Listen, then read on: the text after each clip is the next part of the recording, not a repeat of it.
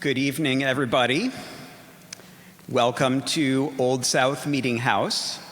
My name is Nat Scheidley. I am the president of Revolutionary Spaces, which is the organization that cares for this site, as well as the Old State House just down the street. And I'm also a member of the advisory committee for the Partnership of the Historic Boston. So I am delighted to have our audience that's in the room tonight here for tonight's program, as well as the more than 70 people who are watching online. I'm sure that number will continue to grow throughout the evening. I just want to say a few words of welcome and just to frame tonight's program. So Revolutionary Spaces is an organization that cares for two historic sites, but also does the work of telling those stories in a way that invites people to reflect on the connections between past and present. So we say that our mission is to bring people together to explore America's unfinished struggle to create and sustain a free society.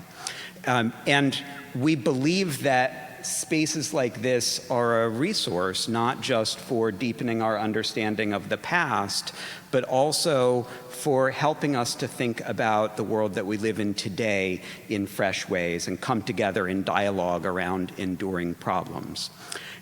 We are living in a moment where we feel acutely the choices around us, right? The election that will be happening here in this country in just 4 weeks' time is something that we feel when we read the paper, when we hear the news, when we talk to our friends. There's an important choice facing us as a country, and that is the way that politics works, right? We have important choices to make in our political spaces.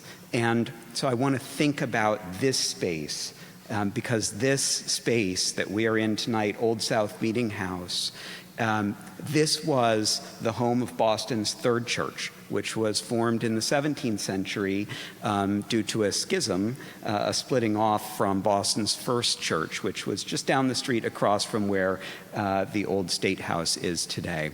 And we often have visitors come into this space and they recognize it as a space where worship happened. It reads as a meeting house, and our staff work hard to help our visitors understand that this was also political space. So this building is probably best remembered today as the place where the meetings that led to the Boston Tea Party took place in 1773 over a period of time from early November of 1773 right up until the middle of December, that night when the crowd decided to storm out and march down to the harbor and break open all of those crates of tea. And I point that out both because I want you to feel that you are in a space where choices were made, but also because I want you to understand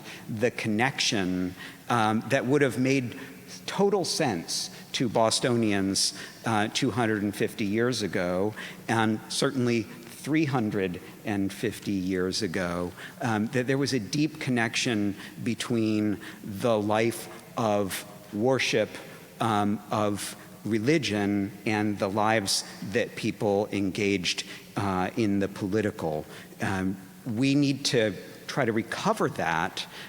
We tend to look at the 17th century, and in our popular mind, we see Puritans. But 17th century Massachusetts was also a world where incredibly significant political choices were made that would have lasting repercussions for the world that we live in right now. So the Partnership of the Historic Bostons has done a fantastic job of putting together a series of 6 lectures that explore this connection and this theme.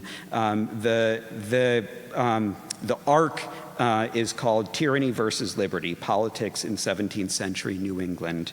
And if you haven't had a chance to pop in and hear the first lecture in this series that happened on September 24th, I hope tonight's program will be an invitation to come back and participate in the whole arc, because I think it's been thoughtfully created.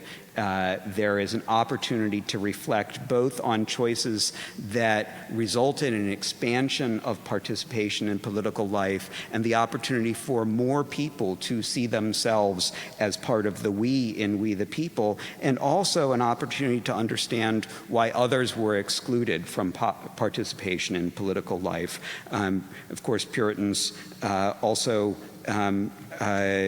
were involved in legalizing slavery and making a series of decisions about how Native people would be addressed by the early colony here in Massachusetts. So there's an opportunity to explore the complexity of that 17th century history, but more importantly, I think, to reflect upon how it relates to the world that we live in today. So I hope you'll come back, that you will have an opportunity to think with us about the connections between past and present, and that it will inspire you to lean in and to offer your own voice in this moment of tremendous political choice that we all face together.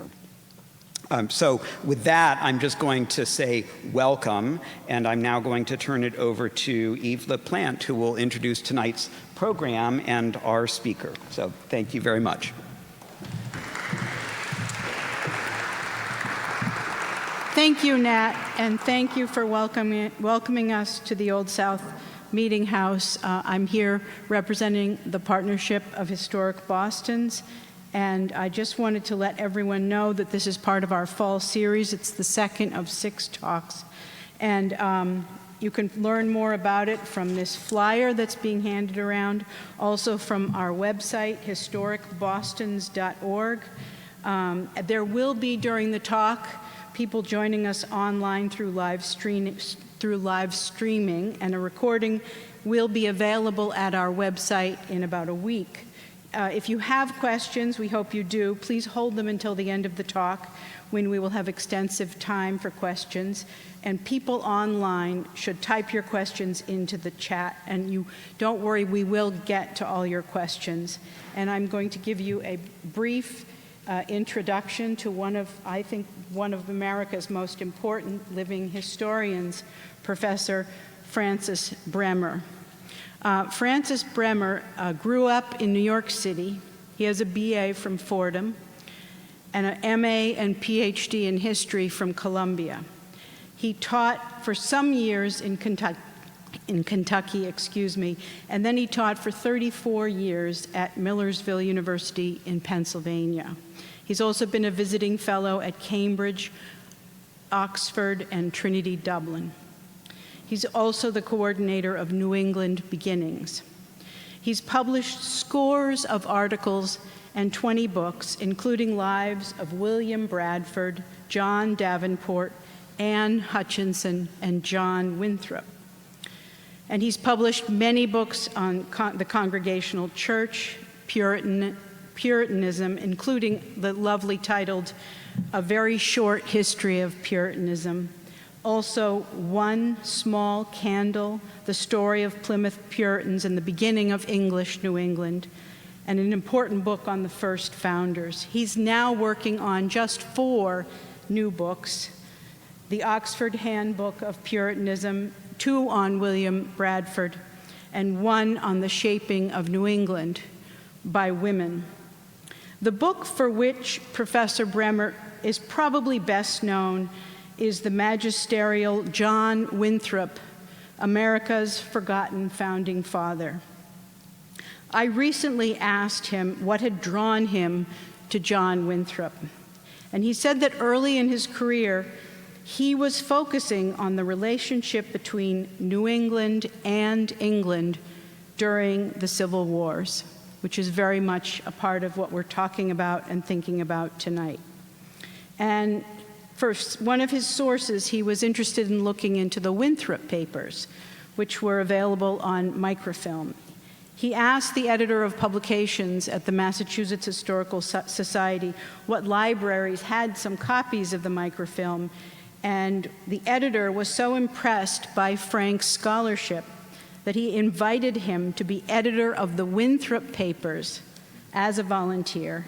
Frank accepted, as we know, and worked through the material over the years, realized there was no full biography of John Winthrop, and that no one, including Edmund Morgan, had ever explored how Winthrop's 42 years in England had influenced him, and through him, colonial America, and ultimately us.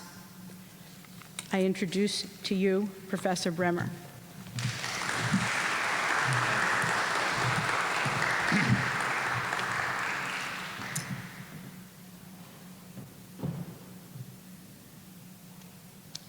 Okay. We are poised between the 400th anniversary in 2020 of the planting in Plymouth of the first English colony in New England and the approaching 400th anniversaries of the first settlements of the Massachusetts Bay Colony, culminating in many ways in 2030 when we'll celebrate the 400th anniversary of Boston. We're already commemorating the events of 250 years ago that led to the independence of the United States. And we are experiencing the throes of contentious political campaigns on local, state, and national levels. And so it's been suggested that this is an appropriate time to talk about the steps taken by John Winthrop and his fellow Puritans to craft the political order in Massachusetts in the 1630s, and what we can learn from that legacy. But I want to preface my remarks with a few words about the Puritans and how they are remembered. And I was thinking just before I came up here that in many respects, here in the shadow of a pulpit of a church, not the building, but the actual congregation that was founded by the Puritans, that it might be appropriate to think of this talk as a Jeremiad, a form of sermon that was preached often in 17th century New England that was bemoaning how the current generation had lost track of their fathers' and mothers' accomplishments. Because in recent years, the focus on Puritans has been largely negative. In 2017, Harvard removed reference to the Puritans from the college alma mater. Some of you will remember the call in 2020 to remove the statue of John Winthrop from in front of the First Church Boston, and the recent call to rename Winthrop House at Harvard. I might add that it's striking that some of these efforts are at Harvard, founded by the Puritans, and where some of the most incisive and balanced studies of Puritanism originated over the past century. To highlight the importance of the Massachusetts tribe that occupied these lands before the coming of the English, an importance which we should take knowledge of. The Founders Memorial that depicts John Winthrop being welcomed to Shawmut by William Blackstone will be covered over for a period. The assumption being that the native story can best be recognized through the exclusion of the Puritan story. One could almost say that there's been a movement to erase the Puritans from memory. These events and other recent criticisms of the Puritans have led me to consider the broader issue of how we remember the past. And in thinking about that, I've been reminded of the demand that the Puritan Lord Protector of England in the 17th century, Oliver Cromwell, the demand that he made of the artist who was charged with painting his official portrait. Many of you will know that such depictions of kings and other leaders in that time were anything but realistic. Portraits of Henry VIII, for instance, slim him down by at least 100 pounds. But Cromwell told the painter to depict him truthfully, warts and all. And that's what the painter did, and we can see the warts on Cromwell's face. As an historian, I try to be true to the same type of charge when I write about the past, to narrate the story, warts and all, including the blemishes in the lives of those I write about, but not making the story only about those blemishes. Unfortunately, some histories ignore the warts, which is a mistake, while in others, the warts are all that is discussed. There is much that we rightfully find ourselves offended by in terms of Puritan New England, such as the dispossession of Native Americans, the colonist methods of waging war, the enslavement of natives and blacks, the limited toleration practiced by the Puritans, and the subordinate status of women compared to our times. These may be explained, but not justified by the context of the times they lived in. But these warts, or sins, to use the term they would have used, are not the whole story.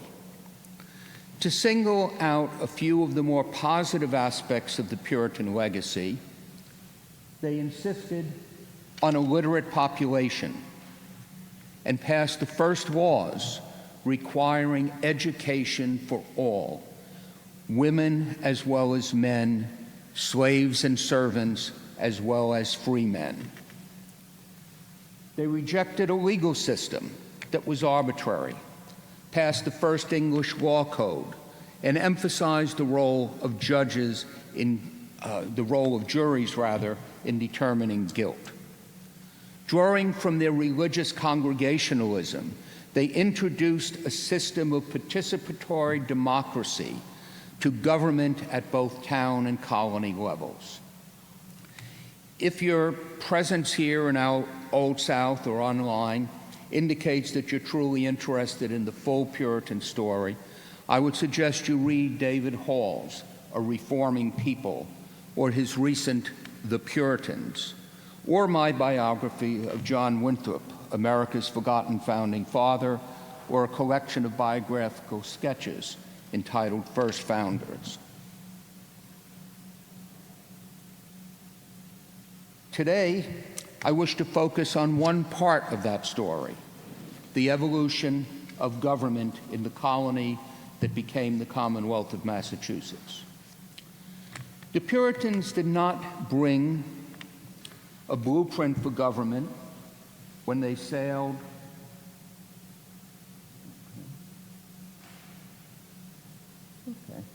We'll go here. They did not bring a blueprint of government when they sailed for the New World, but they did bring a series of values and commitments that helped them build both religious and civil societies. First of these was their faith, a form of Calvinism that accepted the sinfulness of human nature while calling on men to aspire to godliness. Closely related to this was a communalism, which I refer to as the Puritan social gospel, that demanded the exercise of love towards one's neighbors. This faith was a pervasive aspect of their lives, but it had nothing to do with what some today call Christian nationalism, and it was not designed to create a theocracy, points I'll be glad to elaborate on in the Q&A that follows this talk. Indeed, the separation between the institutional church and the institutional state was sharper than in England or most European countries. This is often missed by those today who fail to distinguish between faith and fanaticism. What I call a Puritan social gospel was a common Christian message that was frequently urged by Puritan clergy and by laymen such as Robert Cushman and John Winthrop. In a lay sermon preached in Plymouth in December 1621, Cushman cautioned against that bird of self-love which was hatched at home and which would eat out the life of grace and goodness. The Plymouth colonists, he told them, should labor to be joined together as one body and knit by flesh and sinews. Let his joy be your joy, and his sorrow thy sorrow. More famously, in his Christian charity sermon, John Winthrop identified those embarking on the venture as a company professing ourselves fellow members of Christ, intending to improve our lives and do more service to the Lord. This required them to live exemplary lives, Winthrop said, putting the good of the community above individual gain. They must, in his words, love brotherly without dissimulation, love one another with a pure heart, fervently, and bear one another's burdens. The Puritans also brought with them what Michael Winship has referred to as godly republicanism, beliefs about government that drew from classical traditions of civic humanism as well as their Puritan faith. These beliefs emphasize the dangers of tyranny and the importance of active participation by citizens. It made the colonists receptive to congregational religious practices. I've argued in previous talks and books that the Plymouth Puritans played a key role in shaping of the church practices not only in their own colony, but in New England as a whole. Their experience in Scrooby, England, where they formed a congregation by means of joining a covenant with each other, and their experience in the Netherlands in governing themselves as an independent congregation, gave them the practical knowledge of how to implement congregational polity that emphasized the role of the laity in choosing their leaders and making decisions. The so-called non-separating Puritans who came to Massachusetts had no such experience and drew on the Plymouth example to form their own covenanted churches, firmly building a foundation of participatory democracy in church and state into the New England DNA. My focus today will be on how Puritan faith and the values of godly republicanism shaped the actual development of New England's political structure and the behavior of its leaders.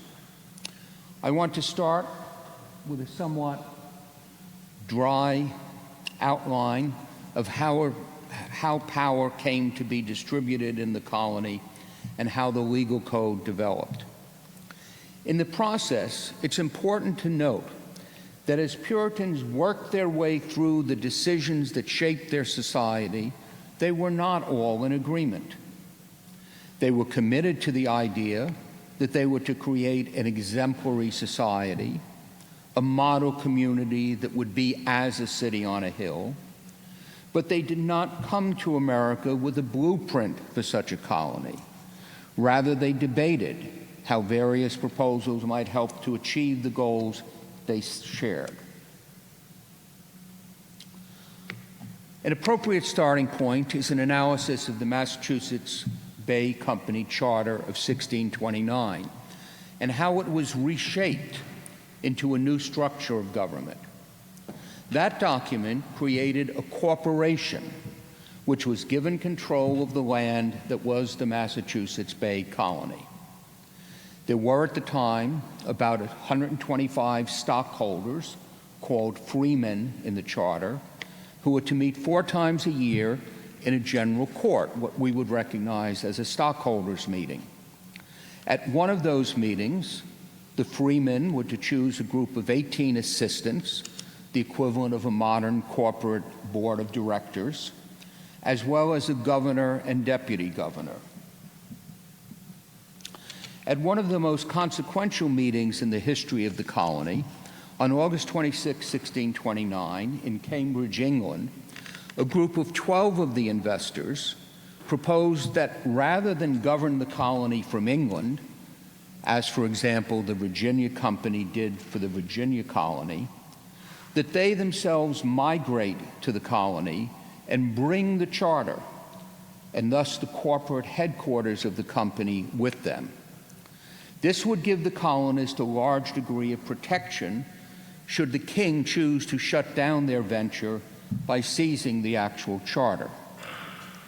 Shortly thereafter, at a prescribed quarterly meeting of the company's investors, that decision was approved by the whole body of stockholders, which elected two of those intending to go, John Winthrop as governor and Thomas Dudley as deputy governor. To emphasize, that meant that unlike Virginia and most later colonies, the government in Massachusetts would be on this side of the Atlantic rather than in England. But how would it function? Would it simply be the general court of stockholders running everything in the colony? In the event, fewer than 10% of the 125 freemen journeyed to New England in 1630, and they were all assistants. They were all the equivalent of members of the board. That small group, including Sir Richard Saltonstall and John Endicott, would be the only individuals able to attend general courts of the company as originally described, and they could have had total authority over the colony's affairs. This was legal because under the charter, the presence of the governor, deputy governor, and 6 assistants was enough for doing business. So those small number of men could have run the colony however they wanted. Now, having arrived in New England, they actually did initially exercise authority on their own by appointing constables and justices for the new towns and conducting trials. And they could have legally continued to exercise all authority without involvement of anyone else. This changed at a meeting of the General Court that October, when Governor Winthrop invited all townsfolk to attend. He asked those attending to approve proposals that actually redefined the charter. The power to elect the governor and the deputy governor and to make laws, which had belonged to the full corporation, would reside with the assistants, with the role of the freemen, the stockholders, limited to the selection of those assistants. But the limiting aspects of this were compensated for when Winthrop invited all who wished to apply for the status of freemen to do so. If you wanted to become a stockholder, you didn't have to put up any money. You didn't have to make any other arrangements. You simply had to want to be a participant in the decision-making process. So overall, the changes reduced the authority of the freemen from how it was set out in the charter, but it meant that freemanship, stockholder rights, the right to elect people, would expand to the generality of colonial men rather than the handful of original investors who had emigrated, and that expanded group of freemen would elect those who exercised authority as assistants. 116 men, none of them original stockholders, became freemen at this time. And over the years, that number continued to grow. This critical decision reflected the view of Winthrop and other magistrates that the governed should have a say in their government. As Winthrop put it at a later date, a government where the people have liberty to admit or reject their governors and to require the rule by which they should be governed. This is not an arbitrary government, but a free government. I would suggest that the participatory character of the colonial government was also a reflection of the congregational church polity, in which the colonists had congregational members choose their own church officers. The freemen soon learned that the new distribution of authority did not reflect the charter as written, and they used their newly granted power to demand changes. Though some of the assistants were opposed, modifications were made. The first change centered on taxation. Puritans had been critical of what they considered the English king's illegal imposition of levies. Thomas Dudley had been employed by the Earl of Lincoln when that peer was one of the leaders of opposition in England to what has been known as the King's forced loan. But he was not alone in having opposed arbitrary taxes in England. When citizens of Watertown protested the General Court's imposition of taxes that they had no say in passing, the assistants agreed to let each town send 2 deputies to advise on taxes and laws. At the same time, it was also conceded that the governor and deputy governor would be elected by the freemen directly and not just by the assistants. Then in 1634, the deputies of the town were granted the right to share in the making of the laws and not just offering advice about them. The General Court was beginning to resemble a modern legislature. Initially, the assistants and deputies met together, and the assistants claimed what they called a negative voice, arguing that a majority of their group, after all, the ones who had initially been investors and members of the corporation, that their approval was needed for legislation to pass. But that soon changed. Debates over how this was to work in practice and how to define the relative authority of the deputies and assistants led to a physical separation of the 2 groups, and thus the creation of a bicameral legislature. Just as some of the changes to the structure of government we have traced were accomplished only after debate, the same was the case with another distinctive feature of early Massachusetts, the development of a written code of laws. In the first years of the colony, magistrates had considerable discretion in handing down judicial judgments and sentences. But the discretion was controversial. Some feared that judicial discretion could be oppressive, while others had different views. John Winthrop thought that in the infancy of a plantation, justice should be administered with more leniency than in a settled state, because people were more apt to transgress, partly because of ignorance of new laws, and that judges should be allowed to take the circumstances into account. Other colonists, such as Thomas Dudley, believed that Winthrop was too lenient, allowing the sinews of society to weaken. In 1639, the clergyman Ezekiel Rogers called for a body of laws, hoping that strict mandatory punishments would keep the colonists from straying into errors. After a number of failed attempts by the General Court to arrive at a code, John Cotton and Nathaniel Ward were instructed to draw upon those previous efforts and come up with a proposal. The result was the Body of Liberties, 98 itemized points based largely on Ward's draft and approved by the General Court in 1641. The court made it clear that the items included were expressed only under the name of liberties and not in the exact form of laws or statutes. And indeed, the death penalty suggested for certain capital crimes was not imposed for many of those items. Among other things, the liberties granted equal justice of all residing in the colony, and gave every man, inhabitant or foreigner, the right to speak at public meetings and petition the government, a right of petition that was granted to women as well as men. The body of liberties guaranteed the right to a speedy trial, wouldn't we like that today, and the right of appeal in all criminal cases, and it prohibited double jeopardy.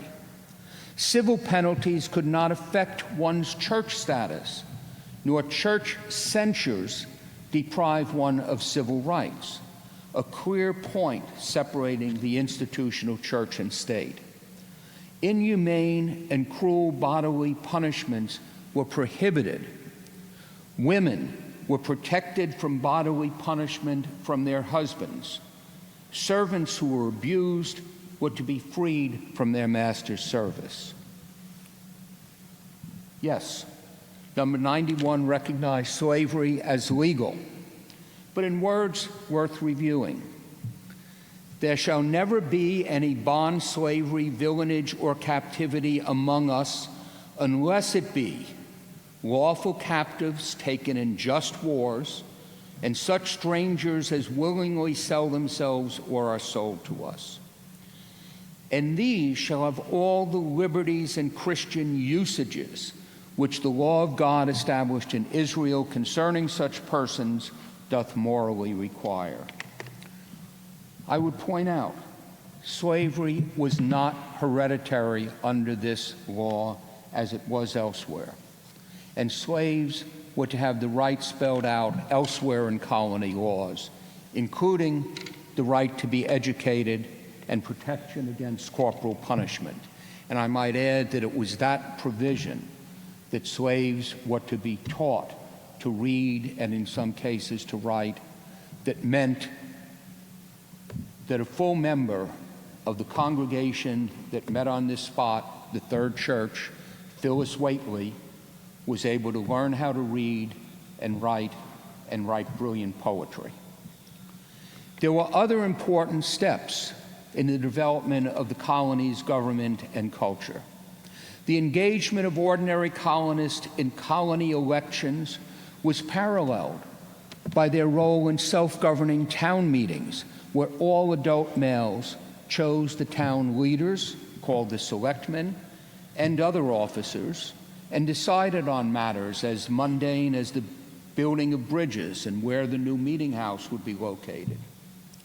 As David Hall pointed out in the previous lecture in this series, those town meetings distributed land according to what they conceived as equitable, with each family receiving what was considered sufficient for their support.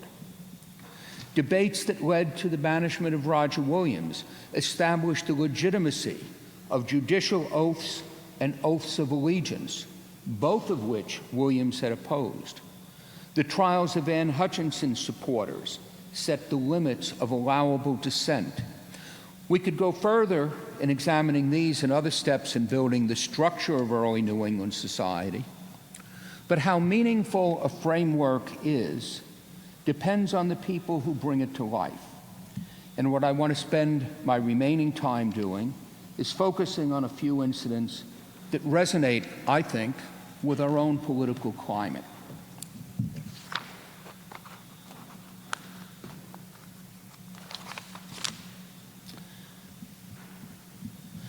The idea that none should have a say in choosing and possibly removing one's leaders, that anyone, I should say, should have a say in choosing and possibly removing one's leaders, was not something the colonists were familiar with. Their rulers in England, king, bishops, parish clergy, local lords, exercised authority by hereditary right or appointment. In commercial companies such as the Massachusetts Bay Company and in town corporations, leaders were rarely, if ever, replaced. By providing for annual election of colony officers, Winthrop and his fellow magistrates were opening a door to an entirely new political culture. Yet, it's one thing for someone in power to say that the people should have a say in their elected officials. It's another thing to accept it when they use that power to vote you out of office. After serving 5 consecutive one-year terms as governor of Massachusetts, John Winthrop was not elected to the office in 1634. There had been previous discussion about the wisdom of one person continuing to serve. In 1633, the Reverend John Eliot had observed that some believed it was time to change governors, lest Winthrop's rule become customary and considered unchangeable. But that was not a universal position. At the 1634 election sermon, John Cotton had argued that a magistrate ought not to be turned into the condition of a private man without just cause. But that wasn't the position that prevailed. Winthrop was not elected. Bowing to the wishes of the people, he readily acknowledged his defeat and relinquished the position to Thomas Dudley. Furthermore, following the day's activities, he did not fuss and fume, but he entertained his fellow magistrates, including Dudley, who had just defeated him, with dinner at his home. Though I admit some disappointment was probably made clear when a few years later he crossed out the passage in which he had recorded he invited them to dinner out of his journal. Would the replacement of Winthrop prove a precedent? That same year, when Dudley replaced Winthrop as governor, Roger Ludlow, a magistrate who had previously flown into a rage when it had been first suggested that the freemen directly elect the colony's officers, was chosen deputy governor. The following year, 1635, many expected that a rotation in office would continue, with Ludlow being elected the new governor.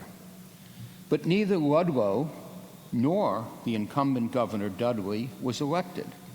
John Haynes was chosen governor and Richard Bellingham deputy governor. Ludlow challenged the validity of the election, but his fellow magistrates upheld the vote, and Ludlow left off the Council of Assistants as well, moved on to Connecticut. But 1634 did not represent the end of Winthrop's leadership. Over the next decade, he would be elected for one-year terms as governor on 8 other occasions, and twice faced defeat. Each time he was passed over, he repeated his acceptance of the voters' will. He wasn't happy about it, but he never challenged the results. This precedent was sustained by others, including Dudley and Haynes, when they lost re-election. A second tale. In May 1645, on one of the occasions when Thomas Dudley was governor and Winthrop deputy governor, citizens from the town of Hingham brought charges against Winthrop before the General Court, which was the colony's chief judicial body as well as a legislature. They asserted that as a magistrate, Winthrop had acted in an arbitrary and unjust manner in intervening in a dispute over the election of the town's militia captain. Faced with this charge, Winthrop stepped down from his position of authority to defend himself before the General Court, accepting the fact that leaders were liable to prosecution. He did not seek to claim any form of official immunity from such charges. He defended himself in proceedings that extended over 2 days, and then, when acquitted, as he was, he resumed his official post. Winthrop then used the occasion to address the issue of magisterial authority and responsibility. He made the point that in choosing their leaders, the freemen were picking men subject to passions, as you are. Therefore, when you see infirmities in us, you should reflect upon your own, and that would make you bear more with us and not be severe censurers of the failings of your magistrates. The freemen should insist that magistrates do their best to advance the commonwealth, but were within their rights to censure or replace them if they failed to do so. I don't want to pretend that all of New England's political leaders were like John Winthrop. I've already noted Roger Ludlow's criticisms of the election of 1635. There were 17th century Puritans who were wholly convinced of their rectitude and the legitimacy of their beliefs, and who were self-righteous, intolerant, and reluctant to share power with ordinary colonists. Thomas Dudley, I suspect, was one such leader, often critical of Winthrop's leniency, and referred to by his daughter, the poet Anne Bradstreet, as being to sectaries a whip and maul. But there were also those who were open to what the Puritan clergyman John Robinson called further light. John Winthrop was one of those. Like Oliver Cromwell, he was aware of his warts. In his spiritual diary, he acknowledged his sins and his failure to always live up to the Christian ideal. In his Christian charity sermon, he asserted that there was further truth that God would reveal to the colonists if they adhered to his will. It was that humility, a quality strikingly absent in many of our current politicians, the awareness that he was not always right and that he did not hold all the answers, that made Winthrop open to the views and votes of others and eager to listen to them. And that humility helped shape the democratic aspects of early New England. The debates between Puritans of different temperaments shaped the culture of the region, and those debates bent the arc of change towards citizen participation. In looking back from the standpoint of the American Revolution, John Adams credited the founders of New England for creating the institutions and promulgating the values that shaped the determination of his generation to fight for their liberty. We should never turn our eyes away from what the Puritans would have termed their sins. But neither should we seek to erase their presence in our past because of those sins. Rather, we should acknowledge the warts, but learn from the full story as well as from the warts. Thank you.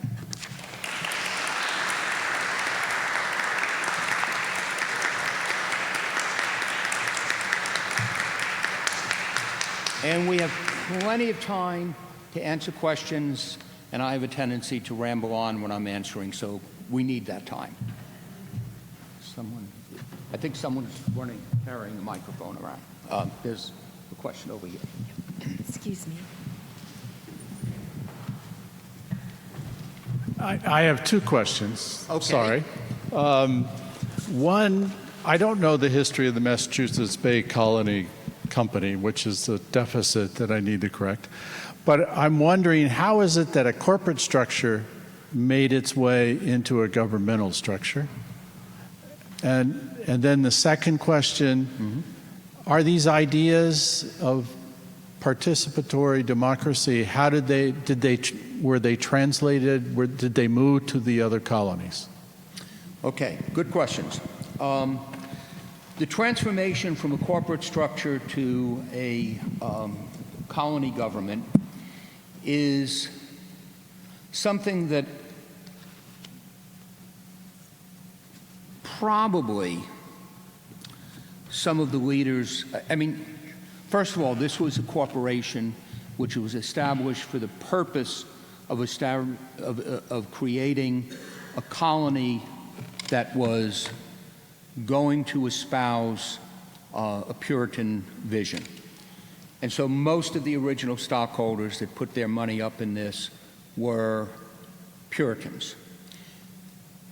The decision to bring the charter and the corporate headquarters to America is in some respects a reflection of the commitment, because the vast majority of stockholders didn't come. And if you think of it from a purely economic point of view, That meant they weren't going to see a single cent return on their investment because no one was going to send the money back. But they wanted this to occur. And one of the ways, I mean, it's the fundamental change is that you say, if you come here, that's enough of an investment that we're going to give you the vote if you're an adult male, always understood. So they're able to make that fundamental change, and then the question becomes, it goes in incremental steps, because the people at the very top were not willing to go immediately to say, okay, you people, the generality, the population, can make all the decisions. We want to hold on to it, which means you redefine this part of the structure or that part of the structure. But ultimately, it's something that's done in order to reflect the desire to have people involved in the process. I think one of the critical aspects of early New England culture is that people, and we can start in Scrooby, England, people who were accustomed to going to church and listening to a minister who was appointed by someone higher up and approved by a bishop, decided we want to take matters into our own hands, and we are going to bind ourselves together in a covenant in which we agree to support one another in the search for God's truth, and we as a community will pick the clergymen whom we want to speak to us based on what their background is, what we seem to feel they have as far as God's inspiration. And we can remove them, and clergy are occasionally removed. That's just a fundamental idea. Now, they argued that it wasn't innovative. They would say that this is how things occurred in the church in Ephesus and Corinth in the time of the apostles, that the Christian community governed itself and appointed people to speak to them. But it is nevertheless an important thing. And you see, you know, if you start with the idea that members of a church or congregation get to make their own decisions and pick their leaders, then you go on a town level, people in the town should be able to make their own decisions. On the colony level, the same thing. Now, not everyone on the colony level gets to participate, but yeah, but I think that's what we have. Someone else? Anyone else? Some up here. Oh, and fine. We'll get to you. Hi, and thank you.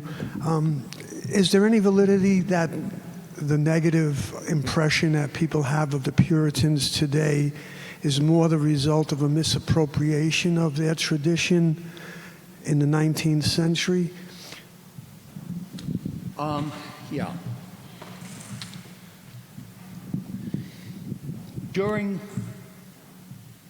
There are always things that you can complain about with the Puritans. There were people at the time who complained about it.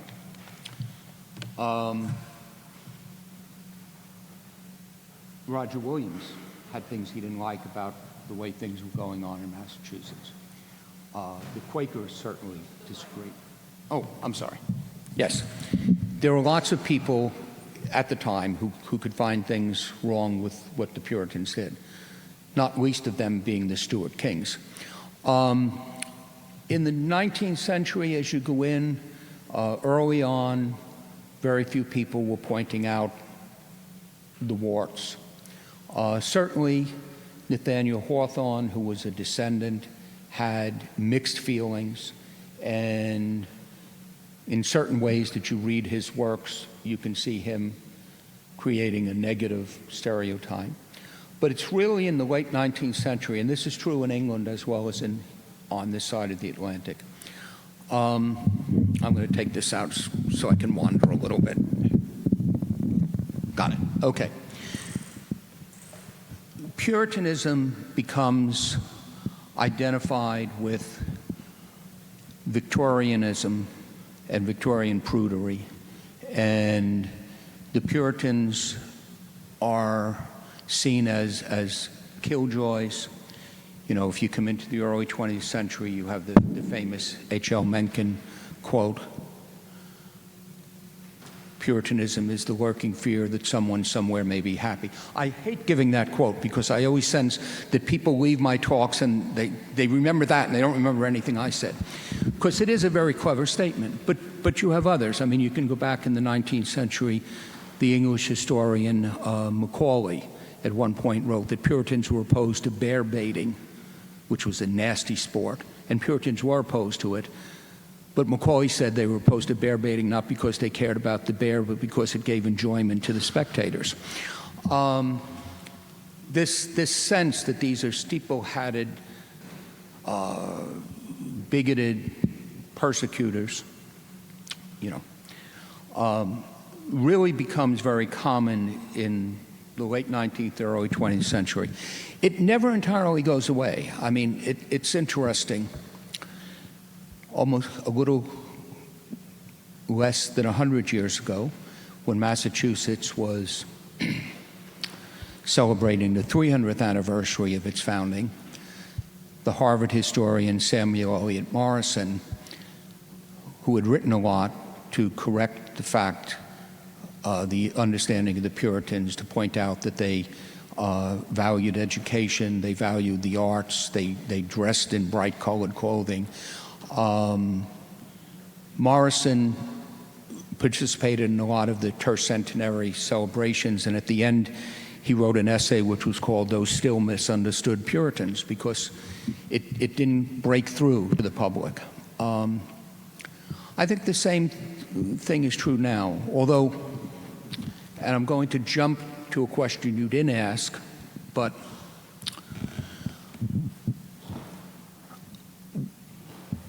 Sarah Stewart, who's responsible for so much in putting this on, asked me if I could address a bit of Christian nationalism.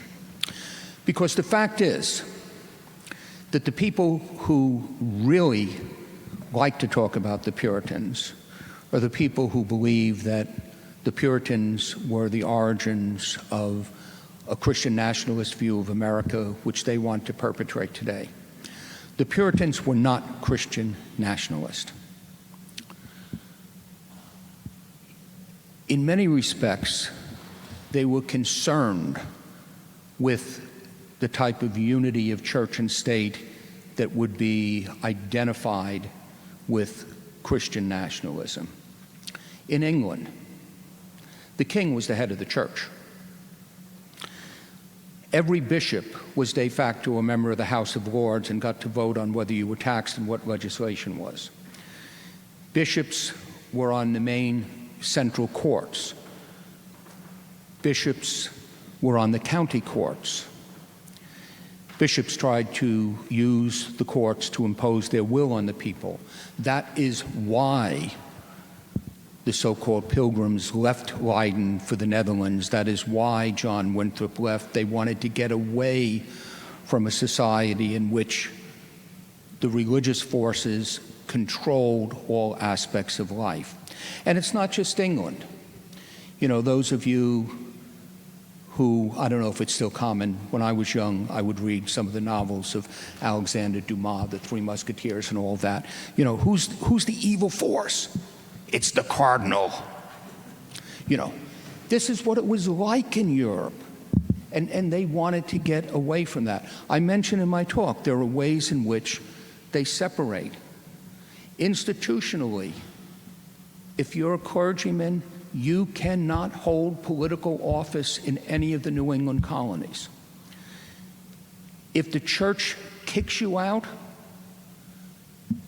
the church kicks you out of the church. It doesn't mean you're out of the colony. If you go back and look at whatever accounts you're familiar with about Anne Hutchinson, Anne Hutchinson had 2 trials. She was expelled from the colony for sedition, proclaiming that God was going to destroy the leaders of the colony. She was expelled from the church in a separate proceeding for her religious views. The idea that her views on free grace or mortalism or anything else led to her banishment is simply wrong. They tried to create a strong thing. Now, one says, well, yes, but they relied on the Mosaic Code. Well, I dare say just about every Western law code in existence relies on the Mosaic Code. Thou shalt not kill, thou shalt not steal.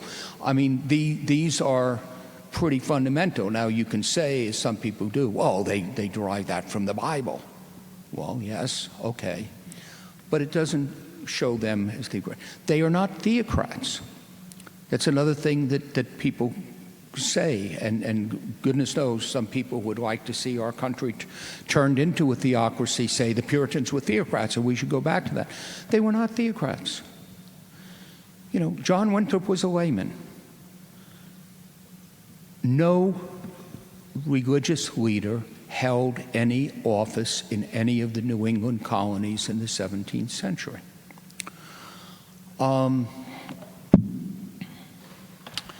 Also, the other aspect of the Christian nationalism thing is that John Winthrop said that we shall be as a city upon a hill, and that meant that New England was going to be unique, and America has carried that on. We are a unique nation, better than any others, and so forth and so on.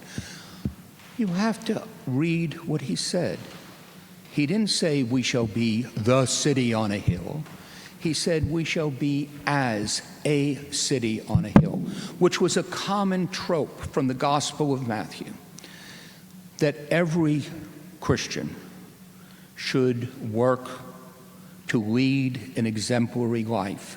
And if you lead an exemplary life, or your community is an exemplary community, people will look at it and say, we want to be like that. Colchester in Essex in the 16th century was referred to as a city on a hill. Various individuals were referred to as cities on a hill, or candles in a candlestick, and so forth. What he is saying is that we're called to be the best that we can be. Now, it's a very Christian vision of what the best you can be is, because they're Christians. But they're not imposing that on others. Well, I warned you, I tend to ramble in answering some questions. But there is another question over here. And if I can ask you to pause for a moment. There was something else from the questioner here that I didn't mention. This does carry on. I mean, I said that Puritans don't always agree entirely with one another. And that's why some Puritans who originally settled in Newtown, which became known as Cambridge, Massachusetts, moved on and created settlements along the Connecticut River. Why John Davenport, who was a prominent Puritan who came to Massachusetts, after a couple of years moved with his followers and founded the colony of New Haven, which eventually was absorbed into the Connecticut colony. It's why Roger Williams moved on after being banished and established Rhode Island. So there are other colonies that are established, but they all, to a greater or lesser degree, follow the Massachusetts pattern, because they all believe in the idea of participatory democracy. And I would add, Connecticut actually carries it further, because under Connecticut law, the governor cannot succeed himself. So you definitely have a turnover every year. Now, I'm sorry, yes. Hi. So as some of you know, I've been the minister at First Church in Boston for a little more than a year. So I am learning much about Puritans rapidly. And I look forward to picking up some of your books. So I thank you for that. And I like the warts and all. I am curious about the photo of covering Winthrop.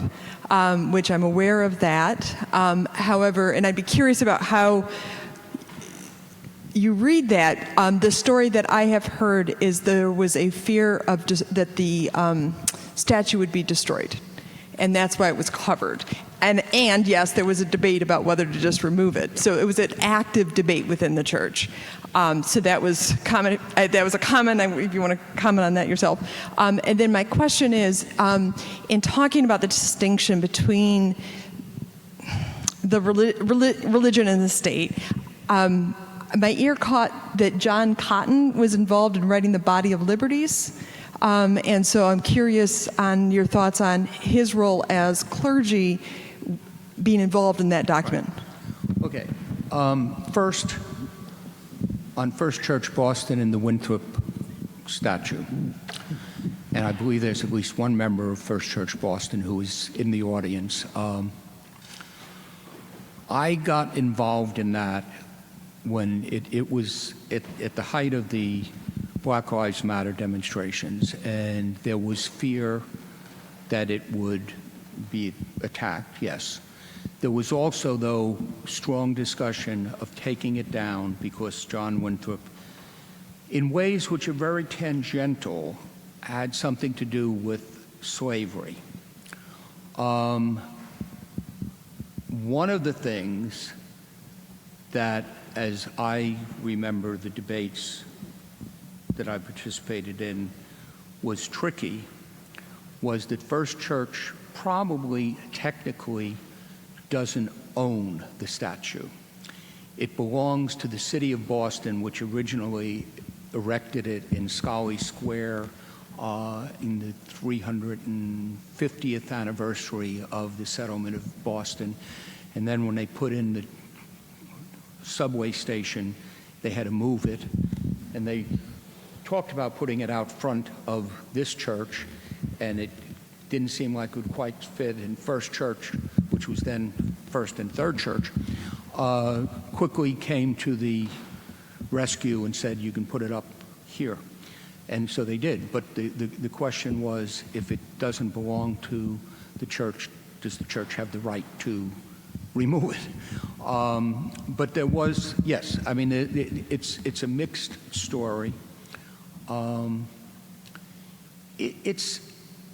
It occurred at the same time and for some of the same reasons as why there was controversy over renaming Faneuil Hall, because Peter Faneuil was a slave trader. Now, Winthrop never was that. He probably owned at least one or two slaves. He was not governor when the Body of Liberties was passed. Okay, second part of the question.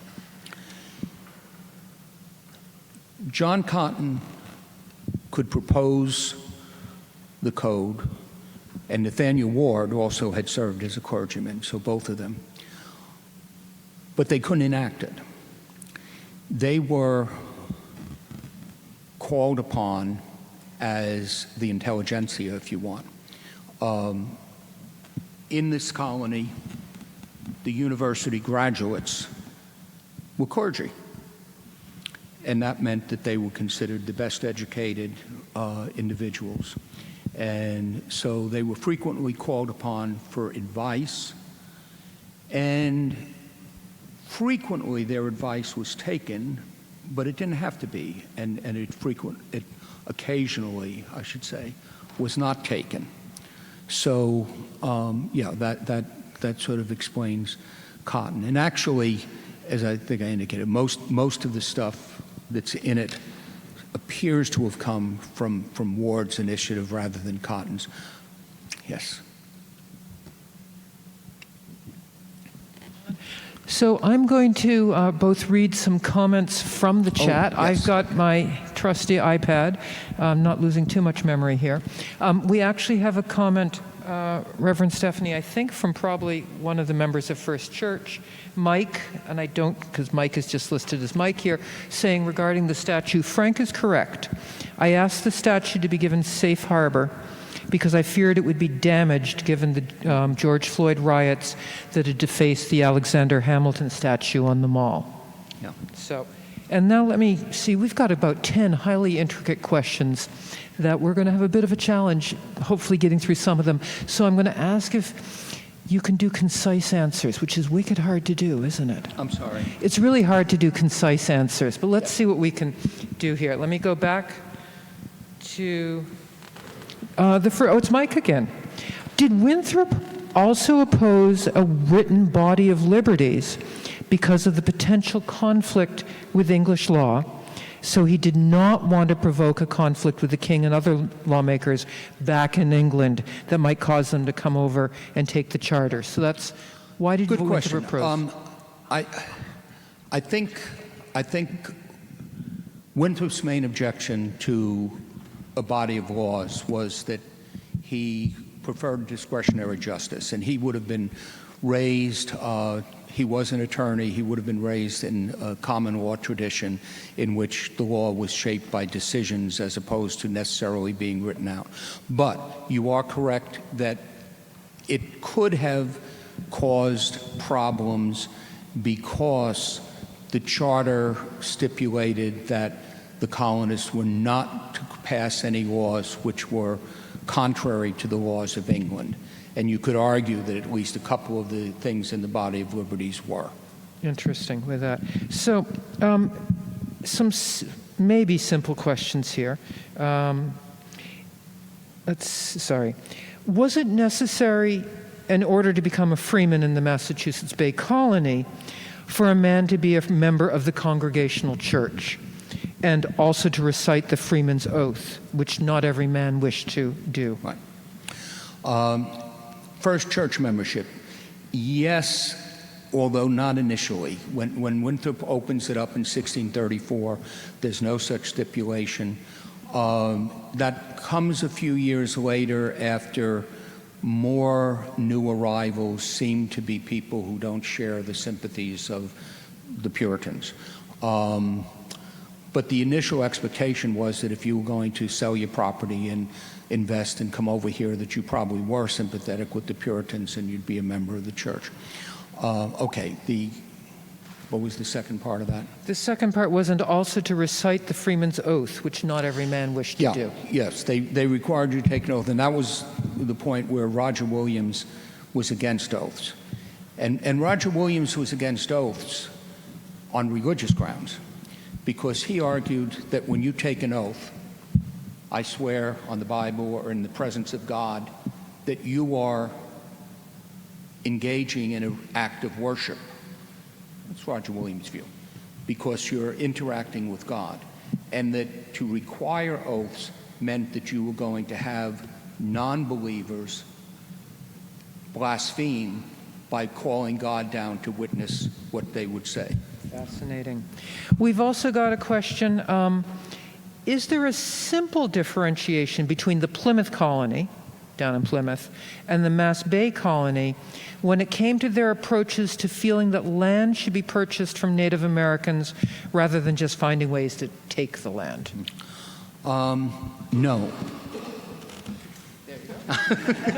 Both colonies required that land be purchased. The fairness of the land transactions certainly can be questioned, but natives signed deeds in both colonies. And another question that's sort of touching on, I think, something you referred to. Is it possible to see any influences of the fundamental orders of Connecticut, which I've never heard of before, but I think you may have touched on them? Is it possible to see any influences of these Connecticut fundamental orders on the laws which the Mass Bay colony adopted in the early 1640s? I've never seen that argued. I'm trying to think of when the fundamental orders are approved, if it's before 1641 or not. Connecticut isn't founded till 36. Don't know. Good question. Something I'll have There's a to good look up. master's thesis in that, I bet. Okay, let's see. Sorry, I'm sort of bebopping back and forth on these.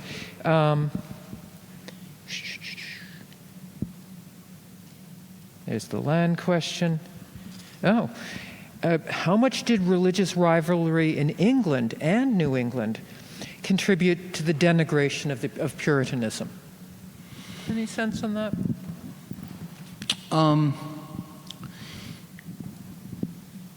In the 1640s, as most of you probably know, the hostility between Charles I, the King of England, and Puritans, but also others who believed his policies were arbitrary, led to the outbreak of civil wars.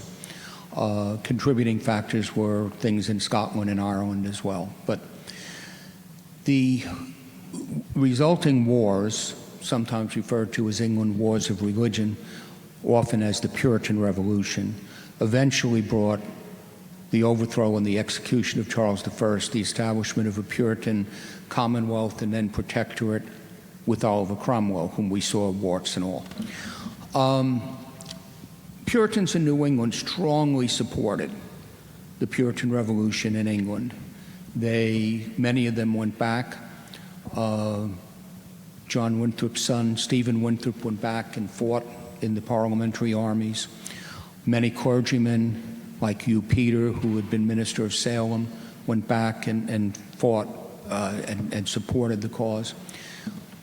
Dozens of books recommending the New England way for England was sent over.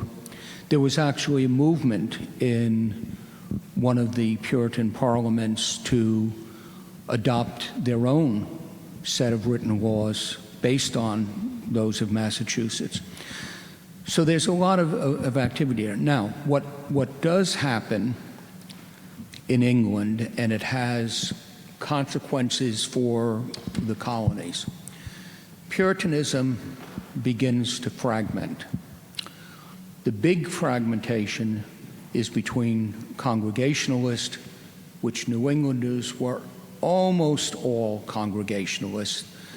You had Peter Hobart and a few others that were oriented towards Presbyterian, and Presbyterians. And the biggest difference is that Presbyterianism puts greater power in the presbytery, the officers of the church, even though they're chosen by the people, and also collections of churches form an association, a synod, which can have control over the individual congregations. New England Congregationalism emphasizes the independence of each congregation to do as it wishes. You can have assemblies or synods to offer advice, but the congregation has its own autonomy. Now, at the same time, in England particularly, the type of fragmentation that was very limited in New England with Anne Hutchinson and a few others becomes much greater. People who take an element of Puritanism and they push it further and further, and as a result, you get sectarianism. And I want to mention one thing, because this is something that I've become more aware of over the years that I've studied this. One of the critical elements of Puritan belief, as I've studied it, is that any one of us, in reading the Bible, might be inspired by the Holy Spirit to understand the meaning of the passage we're focusing on. And Puritans, not universally, but among the Plymouth Puritans and in some other churches in New England, believed that it was the right of individual laity to get up in a congregational meeting like this and to prophesy, is what they called it. And that didn't mean foretelling the future. It meant sharing the information that God gave you about a particular passage of Scripture. And that's a very critical element of Puritanism. I talk a lot about this in my book, Lay Empowerment and the Shaping of Puritanism. Now, if you take that idea, it's a step further, not necessarily a big step, to say that the Spirit can speak to you directly, not just to tell you what this passage of Scripture means, but to tell you what God wants. And this is where Anne Hutchinson starts to advocate ideas which are, the Spirit in me said this, and without textual grounding in Scripture. And you keep pushing that, and then you get to the Quakers, where the Spirit is actually the light within that tells you what God wants, and you don't even need the Bible. And this, I mean, most Quakers will say the Bible's a good book. You can get some ideas from it, but you don't need it. That God, the inner light, speaks to you directly. And it's this sort of fragmentation, which becomes very anti-authoritarian, that creates problems in England and to some extent over here. And it's why Puritans will react so sharply when Quakers from England begin to come over here to spread that message. So yeah, there's a lot of fragmentation that causes problems. I have a question.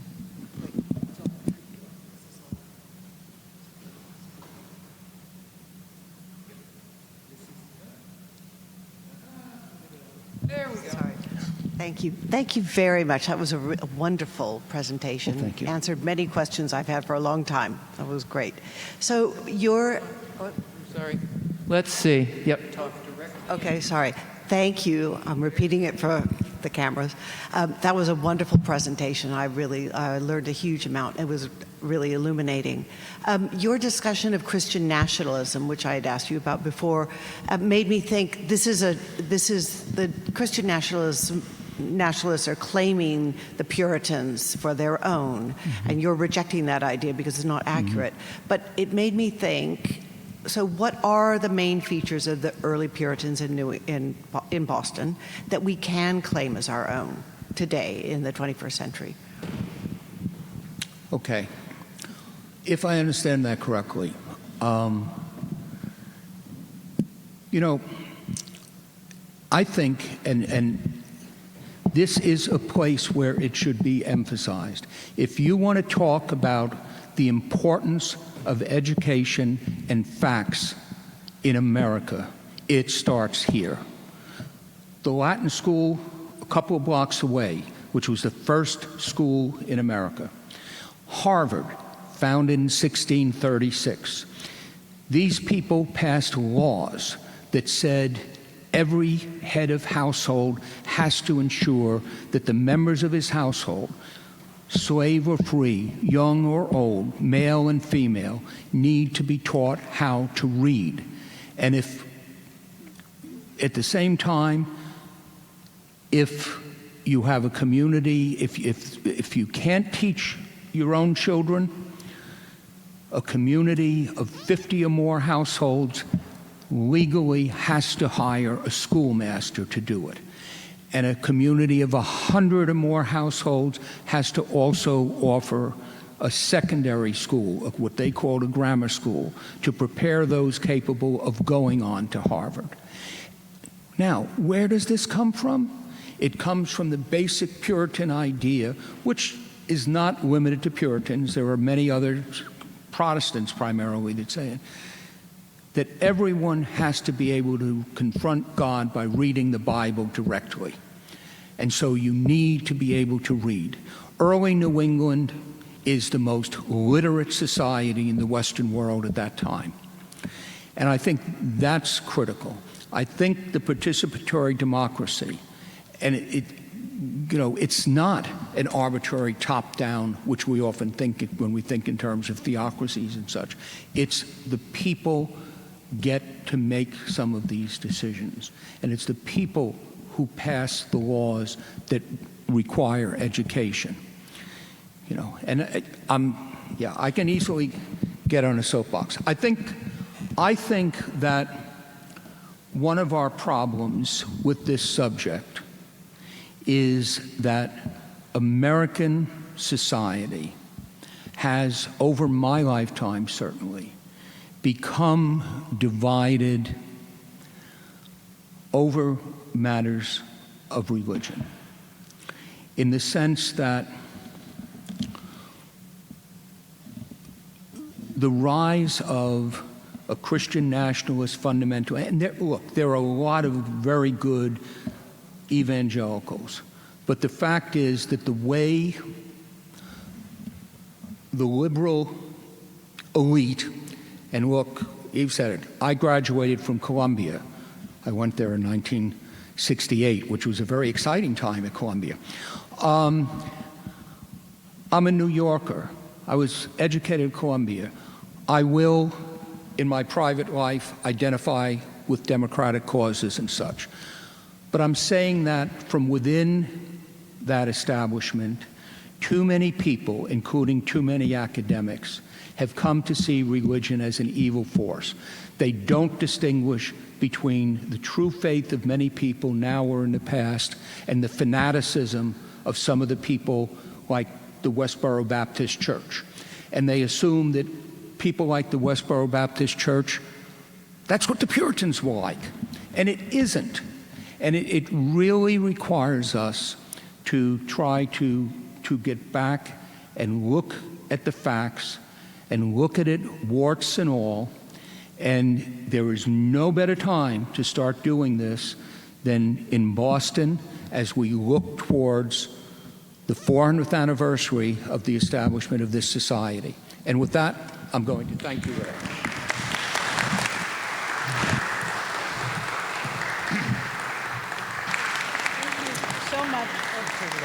Thank you so much, Professor Bremer. And I just wanted to and thank you to the Old South Meeting House. And I just wanted to mention that we have more events upcoming. The next one will be online with Linda Coombs. It's A Nation in Balance, Sovereignty, Earth, and the Meaning of Right Relation. She's a Kena Wampanoag historian, author, and it will be a way of looking at some of these questions through indigenous history and philosophy. And finally, if you need any more information, go to historicbostons.org. And thank you again, Professor Bremer.